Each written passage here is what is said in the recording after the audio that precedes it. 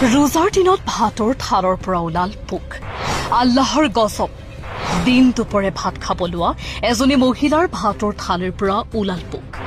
আল্লাহৰ আদেশ নামানি ৰোজা ভংগ কৰাত আল্লাহৰ অভিশাপ। এইখন অসমৰে ঘটনা এয়া। মহিলাজনীয়ে আল্লাহৰ আদেশ নামানি দিনৰ ভাগতে খাব লৈছিল ভাত। তেতিয়া দেখা দিলে এই আজব ঘটনা। প্ৰথমতে এটা, তাৰ পাছত শ শ পোকেৰে ভৰি পৰিল ভাতৰ থাল। এলেকাবাসীৰ গুঞ্জন যে এয়া আল্লাহৰ পৰা আজাব।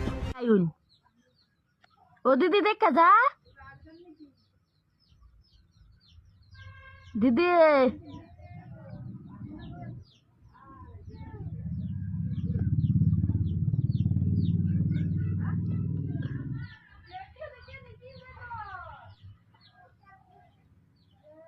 ও বাবি আইবা না জলদি